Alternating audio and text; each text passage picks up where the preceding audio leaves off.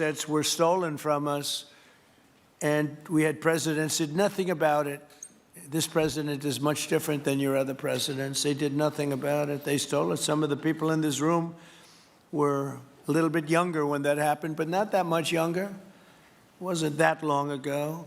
But they stole our assets like we were babies, and the United States did absolutely nothing about it. So now we're doing everything about it. Now we're doing 500% about it, but it's a long time after the act took place.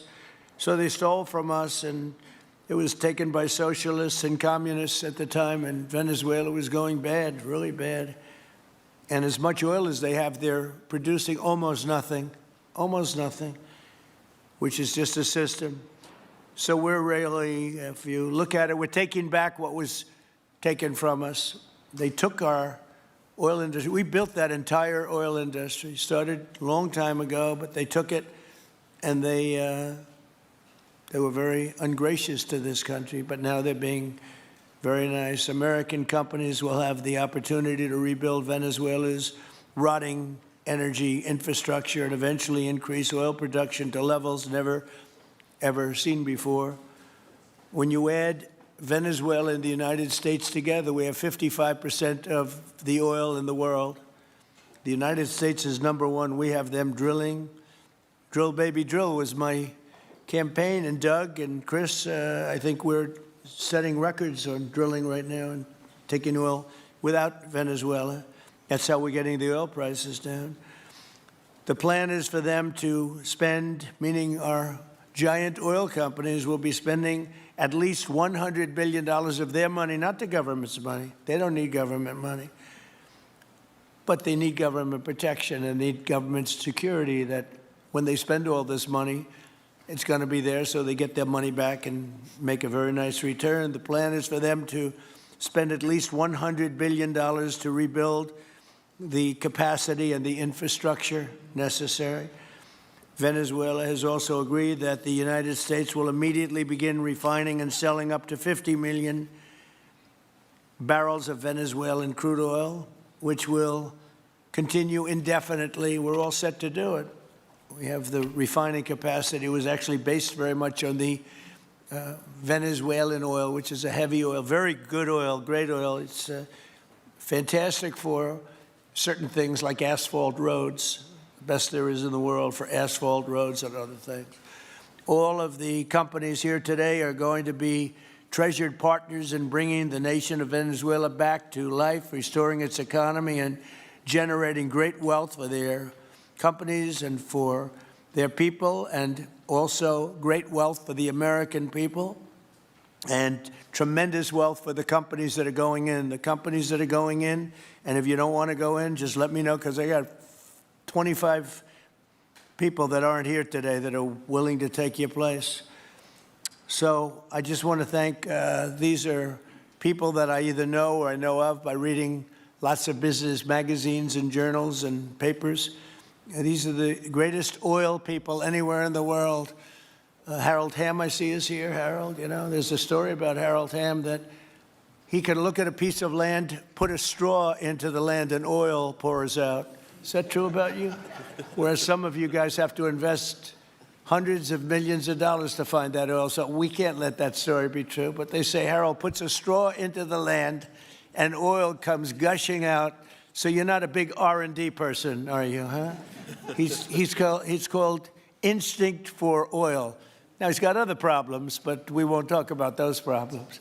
But he's been a great supporter of mine for a long time, haven't you, Harold? So congratulations. But we have, and I think Harold would agree, we have the greatest oil men and women anywhere in the world sitting in this room right now. And we have a lot of people that will be back to see us sometime next week. We're going to have another meeting for another group. But we're going to do this very quickly. We can have this done almost immediately. So I'd like to thank you all for being here. I'd like to invite Vice President Vance to say a few words, followed by Secretaries Rubio, Burgum, and Wright.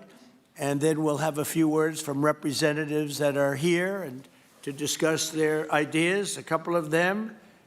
We have Chevron, which has been, where's Chevron? Where are you? Yeah, far right. No, I thought you'd have a better location. You were the only one that was there for all that. I used to call you and say, what the hell is going on with Venezuela? He stuck it out. I don't know if you made money or not, but you stuck it out. I got to give you a lot of credit for that. Mark Nelson, thank you very much. Exxon CEO Darren Woods. Darren, thank you very much. How's Exxon doing? Okay? They'll do a lot better now, won't they, huh? Exxon's been amazing. It's been an amazing company. And ConocoPhillips CEO Ryan Lance, thank you very much. So you guys could say something, and then we'll take some questions from the press. And if anybody else would like to speak, we'll have you speak. We have all the time in the world. This is a big subject. This is massive wealth, and more importantly than massive wealth, it leads to lower taxes and a lot of jobs for Americans and for Venezuelans, but for Americans in this case. And I just, again, appreciate you all being here. And I'd like to ask J.D. to say a few words, please. Thank you. Thank you, Mr. President. And thanks to everybody for being here. You know, as a Marine Corps veteran for my entire lifetime, presidents, and let's be honest, they were Democrats and Republicans, would send the American military to far-off places. They would get us involved in these endless quagmires. They would lose hundreds or thousands of American lives, and the American people would get nothing out of these misadventures.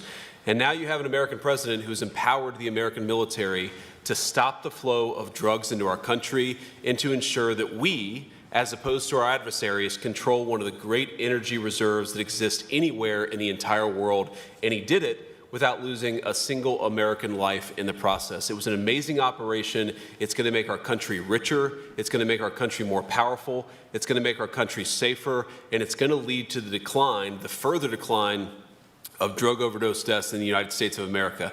An amazing thing, and I'm happy to be here to talk about how we can make it an even bigger and better operation for the American people. Thank you, sir. Thank you very much. Marco? Thank you, Mr. President. And I think this is a reminder that everything this president does, everything President Trump does, is with the American people in mind. It was not in the national interest or national security of the United States and of our people to have in our own hemisphere a country, not just with vast energy reserves, but controlled by an indicted narco-trafficker who flooded our country with illegal immigration, including drug gang members, openly cooperated with drug gangs, and by the way, stole the wealth of that country to fund a repressive regime and also benefit adversaries such as Iran. All of that is now changing. As part of this process, the first phase, of course, is the phase we're in now, which is the stabilization phase. We did not want to see destabilization in the country. We're working very cooperatively with the interim authorities there to provide a market for the sale of the wealth of Venezuela in such a way that benefits the people, both of the United States, but also the people of Venezuela. And as a reminder to everyone, the President announced this just 2 days ago, every penny, everything they buy with the money that they're making from the oil now, Mr. President, will be bought from America. And that includes everything from equipment for the oil industry to food to medicine and everything in between.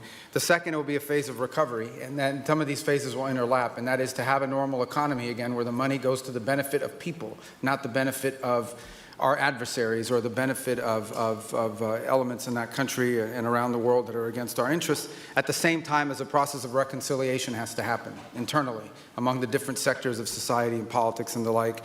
And finally, the third phase, which is the most important of the three, is when the country fully transitions into a normal country that we have strong economic and diplomatic and relations with, that is friendly towards the United States, that's not a foothold for our adversaries, that serves our interests, but also the interests of the people. It'll be a country that is wealthy, a country that is prosperous for the people, not for a handful